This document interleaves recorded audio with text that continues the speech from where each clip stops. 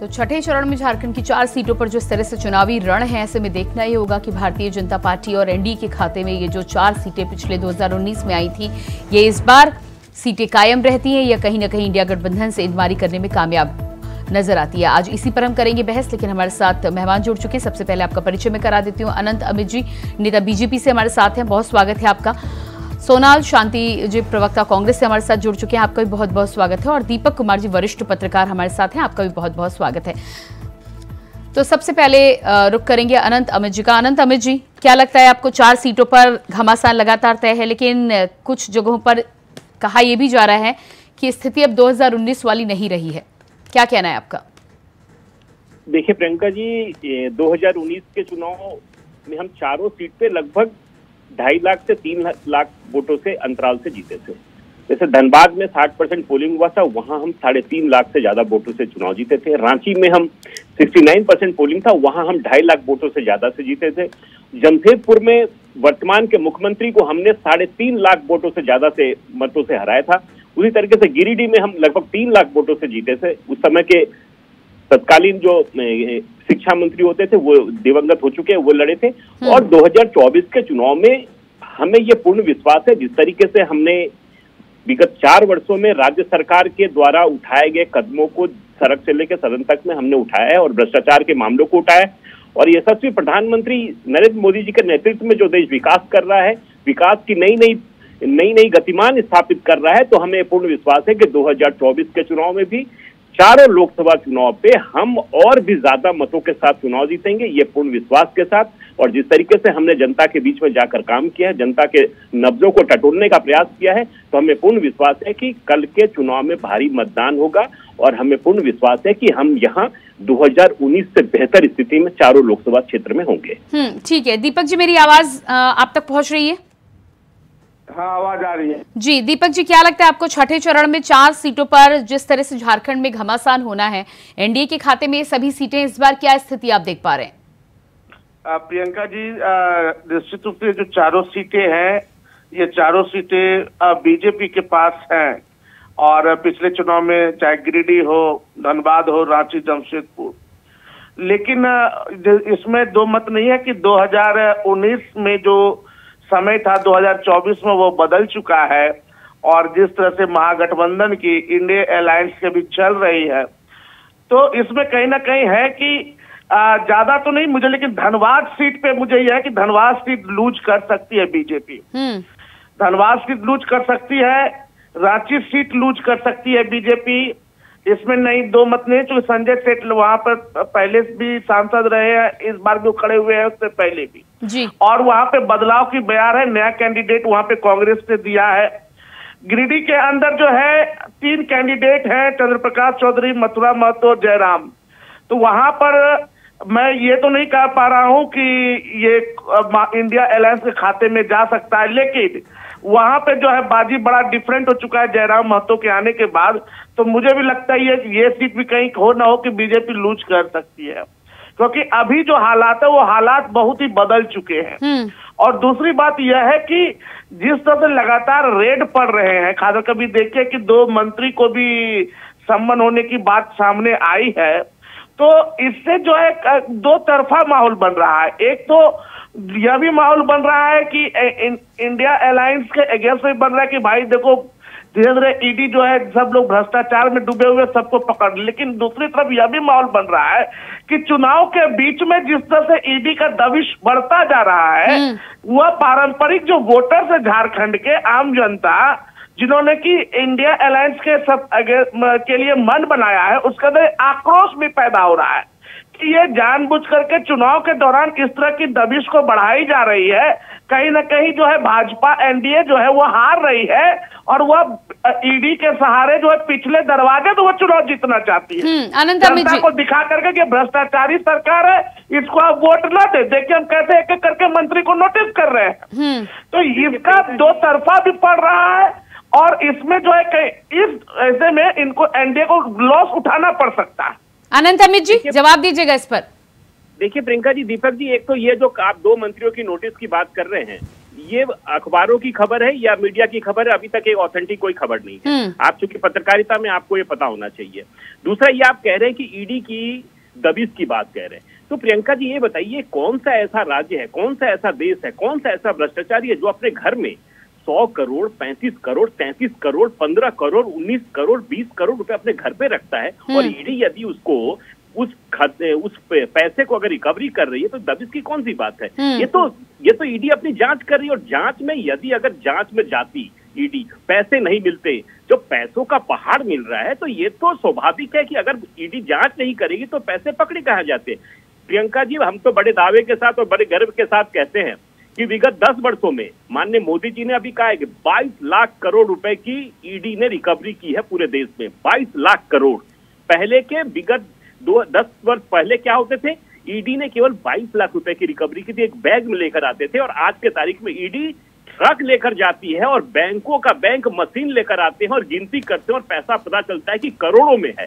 तो ये तो जांच का विषय है, और ये तो जांच होना चाहिए दीपक जी, इसमें चुनाव का कोई मतलब नहीं है। ईडी चुनाव को देख के जांच नहीं कर रही है, ईडी अपने तरीके से जांच कर रही है। अगर ईडी उस दिन अगर नहीं गई होती मंत्री जी के सहायक के यहाँ, तो पैसे गायब हो जाते। ये तो ईडी को इनपुट मिला होगा। ठीक है, दीपक जी जवाब दीजिएगा इस पर। दीपक जी आप कुछ कहना था? ये कहना चाह रहा हूँ कि मैं जांच के ऊपर उंगली नहीं उठा रहा हूँ, जांच तो होनी चाहिए। मैं जांच की जो टाइमिंग सेट हुई है चुनाव के दौरान, मैं उसके ऊपर चर्चा कर रहा हूँ। आप ये बताइए उससे क्या असर पड़ सकता है उस पर, जांच पे उंगली नहीं उठाई। नहीं दीपक जी ये बताइए, वो जो पैसे जो पाए गए मंत्री जी के सहायक के यहाँ से, क्या वो चुनाव में खर्च करने के लिए पैसे लगाए जाने, पैसे इकट्ठे किए गए थे? ये भी तो जांच का विषय है ना। हाँ, लेकिन दीपक जी, हाँ, जब इनपुट आएगा तो जांच होगी। ठीक है, मैं आगे आती हूँ। हमारे साथ कांग्रेस के नेता भी बने हुए हैं।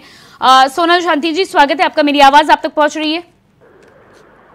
हाँ जी, सोनल जी क्या लगता है आपको, 4 सीटों पर जिस तरह से छठे चरण में चुनाव होने हैं, और ऐसे में भारतीय जनता पार्टी एक बार फिर से दावा कर रही है, क्लीन स्वीप का दावा जिस तरह से झारखंड में करती नजर आ रही थी, क्या कहना है इस पर आपका? देखिए, पूरे देश में लोकतंत्र का चीरहरण हो चुका है। जो थोड़ा बहुत बाकी है वो भारतीय जनता पार्टी के नेता और इनके जो माननीय हैं, वो मोदी जी और शाह जी वो करने में लगे हुए। 2 चरणों का चुनाव बाकी है, चुनावी चरण ढलान की ओर है। अब झारखंड में 4 सीटों का चुनाव है कल। सबसे पहली बात तो मैं ये बता दूं कि पूरे देश में मोदी जी और भाजपा अपने ऐसे किसी भी एजेंडे पर चुनाव नहीं लड़ रहे हैं जो वो कर सके कि हमने ये काम किया, इस काम के आधार पर आप मुझे वोट दो। वो एक नया नैरेटिव सेट करके कि नहीं इस बार मोदी की गारंटी है, भाजपा की गारंटी नहीं है। मैं बता देना चाहता हूँ, भाजपा की गारंटी नहीं है, मोदी की गारंटी है। मोदी की गारंटी के नाम पर मुझे वोट दो। वो इस बार मोदी की गारंटी के नाम पर वोट मांग रहे हैं, क्योंकि भाजपा के द्वारा उनके शासनकाल में। आनंद जी इस पर जवाब देंगे? वोट तो हर बार सोनल जी, वोट तो हर बार सोनल जी मोदी के नाम पर ही मांगा गया है, 2014 में भी और 19 में। आनंद जी जवाब दीजिएगा। नहीं, ये तो कह रहे कि हम तो बार-बार कह रहे हैं, पार्टी कह रही है कि मोदी की गारंटी पे वोट मांग रहे हैं, और हमने जो मैनिफेस्टो बनाया है, हम वोट तो क्या, हम अपने काम के आधार पर वोट मांग रहे हैं, हम झूठ बोल के वोट नहीं मांग रहे। हम भ्रष्टाचार के खिलाफ 10 वर्षों में काम हमने किया है। हम पूरे देश में जिस तरीके से कांग्रेस ने जो भ्रष्टाचार की जननी है देश में, कांग्रेस ने देश को बर्बाद करने का काम किया है। और ये बार बार जिस तरीके से कह रहे हैं, मोदी जी को इन्होंने क्या नहीं कहा, ये 10 वर्षों कौन सी गाली इन्होंने नहीं कहा। ठीक है, अनंत अमित जी मौका दीजिएगा उन्हें अपनी बात रखने का। जी, पूरे देश में अगर भाजपा अपने एजेंडे पर अपने कार्यकर्ताओं, अपने नेताओं के भरोसे चुनाव लड़ती, तो आज ये देश में जितनी जगहों पर चुनाव लड़ रहे हैं। अरे ये तो आपका कहना है ना सोनल जी, ये तो आपका कहना है ना, विपक्ष में ये कांग्रेस के भरोसे। आपके पास तो सोनल जी कैंडिडेट तक नहीं है, आपको 2272 सीट पर चुनाव नहीं लड़ रहा है, क्या बात करेंगे हमसे? आपके पास तो उम्मीदवारों का टोटा है। आप लोकसभा में 272 सीट की आवश्यकता है सरकार बनाने के लिए, आप 272 सीट पर चुनाव नहीं लड़ रहे और आप हमसे तुलना कर रहे हैं। अरे साहब, आप जिस तरीके से आपने पूरे देश को भ्रष्टाचार और तमाम आपदाओं के तहत आपने देश को यूज किया है, चाहे वो सीमा की बात हो, चाहे वो भ्रष्टाचार की बात हो, चाहे वो गरीबी की बात हो। आज देश में 140 करोड़ आबादी में 90% आबादी को मुफ्त में अनाज देने की जरूरत पड़ती है। किसके वजह से? कांग्रेस की वजह से। आज कांग्रेस इस तरीके से देश को गुलामी के रास्ते पे लेकर, अगर माननीय नरेंद्र मोदी तो देश की स्थिति क्या होती है? आज आर्थिक को देखकर इस तरीके से देश आगे बढ़ता है, पूरे विश्व में एक देश आगे बढ़ रहा है, तो ये बात है। और कल का चारों सीट जो है झारखंड में निर्णायक नहीं, ठीक है सोनल जी, आपका कहना है कि बीजेपी अपने मुद्दे और तमाम चीजों पर चुनाव नहीं लड़ रही। आपके कैंडिडेट्स की बात कर दे तो रांची के कैंडिडेट को लेकर जिस तरह से चौतरफा आलोचना हुई थी, यशस्विनी सहाय को जो टिकट दिया गया है वो सबको पता है किस बिना पर दिया गया है। ये पूछिए ना, प्रियंका जी यशस्वी सहाय जी कौन है? क्या उनको प्रदेश की जनता जानती है? क्या रांची की जनता जानती है? क्या बस यही जानती है कि सुबोधकांत सहाय जी की बेटी है, जो कि पिछले 5 वर्षों से संजय सेठिया है। आप ये बताइए, धनबाद में जिनको टिकट दिया अनुपमा सिंह, कौन जानता है कौन है अनुपमा सिंह? ये है कि अमर सिंह विधायक की पत्नी है, राजेंद्र सिंह दिवंगत राजेंद्र की बहू है। अरे आपके पास तो प्रत्याशियों के चलते हैं, आपके पास तो उम्मीदवार तक नहीं मिल रहे, तो आप क्या बात करेंगे भारतीय जनता पार्टी से लड़ने की? वो तो जनता तय करेगी। 4 तारीख को परिणाम आएगा, पता चलेगा कि कौन कितना पानी में है। सोनल जी जवाब दीजिएगा, जब से रांची में जिस तरह से यशस्विनी सहाय को टिकट दिया गया है, क्या रांची में उनसे अनुभवी नेता नहीं था? आपके पास कैंडिडेट नहीं था? प्रियंका जी आप डिबेट करा रही हैं, तो जब मैं अगर अपनी बात कह रहा हूं तो बीच में बोलने मना कीजिए। ठीक है, आपको समय मैं दे रही हूँ, मैं आपको समय दे रही हूँ, आप अपने जवाब दीजिए। बोलिए, बताइए। सवाल ये है कि रांची में यशस्विनी सहाय के नाम को लेकर जिस तरह से चौतरफा आलोचना हो रही थी, सवाल पूछा जा रहा था, क्या रांची में उससे अनुभवी कैंडिडेट नहीं था आपके पास? नहीं, कितने कब आपको पता चला कि यशस्विनी सहाय की आलोचना हुई है? एक व्यापार मीडिया कहीं जगह मुझे दिखा दीजिए कि किसी ने कहा हो, कांग्रेस ने कहा हो, किसी जनता ने कहा हो कि हाँ हम इसकी आलोचना करते हैं, यशस्विनी सहाय अच्छी कैंडिडेट नहीं है। हमने अच्छा, आप ये सवाल का जवाब दीपक कुमार जी देंगे। दीपक कुमार जी, दीपक कुमार जी कहाँ पर मुझे एक हाँ नहीं, आप कह रहे विरोध कहीं नहीं हो रहा ना दीपक कुमार जी, क्या लगता है आपको? कांग्रेस ने यशस्विनी सहाय को जो मैदान में उतारा, इनका कहना है कि कहीं कोई विरोध और आलोचना है ही नहीं। प्रियंका जी यहाँ पे तो जहाँ तक मेरा पहले भी मैंने पैनल में कहा कि जिस तरह से कांग्रेस के अंदर टिकट को लेकर डिस्ट्रीब्यूशन हुआ, आप देख लीजिए कि जिस तरह रांची में यशस्विनी सहाय को टिकट दे दिया गया, जिनका कि कांग्रेस में कहीं से कोई पहले नाम नहीं था, ना उन्होंने पार्टी के सक्रिय कार्यकर्ता के रूप में कभी काम किया। अचानक सुबोधकांत सहाय की बेटी को टिकट मिल जाता है। धनबाद में अनुपमा सिंह को टिकट मिल जाता है, जबकि धनबाद में देखे कि झरिया के खुद विधायक पूर्णिमा नीरज सिंह भी प्रयासरत थी। आप देख लीजिए कि और भी लोग थे, यहाँ तक की बातें उठी थी कि सरयू राय ने भी समर्थन मांगा था कि वो लड़ना चाहते हैं, लेकिन ढुल्लू महतो के खिलाफ उन्होंने कितनी ये की, लेकिन लास्ट में कहीं कुछ नहीं हुआ। अनुपमा सिंह को टिकट लेकर के वो चला जाए, कहीं कोई बैकग्राउंड कांग्रेस के अंदर नहीं रहा है। आप तो इस तरह देखेंगे कि कहीं पर इस तरह की बातें हुई है, लेकिन ये कहना कि पार्टी के अंदर विरोध नहीं। दूसरी बात आप देख लीजिए कि हजारीबाग के अंदर जेपी भाई पटेल को टिकट मिला, जबकि वहां पे भी कांग्रेस के कई नेता जो प्रयासरत थे, लेकिन ये बातें जो है अभी बीजेपी के अंदर भी कई जगह पे हो गई है, जहां पे आप देख लीजिए कि टिकट किसी को मिलना चाहिए था, टिकट किसी को मिल गया, कोई बाहर से आया उसको टिकट दे दिया गया। धनबाद में भी जिस तरह का विरोध देखने को मिला है, इस पर जवाब मैं लूंगी, लेकिन पहले सोनल जी आप जवाब दीजिएगा दीपक जी की बात का। दोनों तरफ से हुई है और ये भीतर इसका एक परिणाम भी मिला है। आप देख लीजिए कि हजारीबाग के अंदर जयंत सिन्हा को शो काउच किया गया कि आप चुनाव प्रचार में क्यों नहीं गए। तो ये सब बातें तो हर जगह हो रही है, शो काउच पूछा जा रहा है, क्योंकि कहीं ना कहीं इंटरनली जो है क्रॉस वोटिंग का मामला या पार्टी के शो कॉज नोटिस और शो कॉज नोटिस 2 जगह दिया गया है और ठीक चुनाव के बीच में दिया गया है। ढुल्लू महतो का शुरू से विरोध हो रहा था, सरयू राय भी विरोध करते हुए नजर आ रहे थे, और अब तो आपकी पार्टी के कार्यकर्ता और नेता ही विरोध करते हुए नजर आ रहे हैं।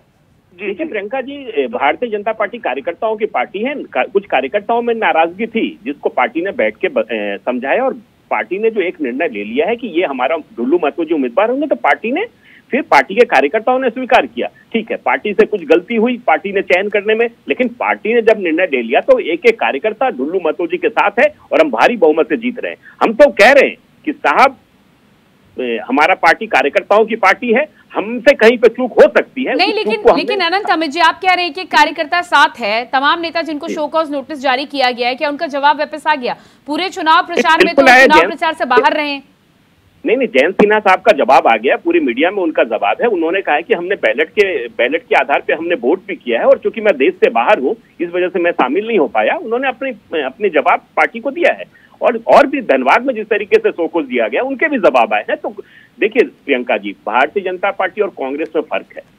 भारतीय जनता पार्टी कार्यकर्ताओं की पार्टी है, वो किसी एक व्यक्ति की पार्टी नहीं है। ये कांग्रेस की पार्टी नहीं है, एक युवराज जो फरमान जारी कर दिया वही तय होगा। यहाँ पार्टी तय करती है, पार्टी का एक मैनिफेस्टो होता है, उसके आधार पर चुनाव लड़ा जाता है। एक आदमी के बोलने से यहाँ देश नहीं चल रहा है, यहाँ पूरे पार्टी के कार्यकर्ताओं के आधार पे पार्टी चल रही है और उसी के तहत हम चुनाव लड़ते हैं और चुनाव जीतते हैं। और हम चुनाव उसी दिन से लड़ना शुरू करते हैं जिस दिन से चुनाव खत्म होता है।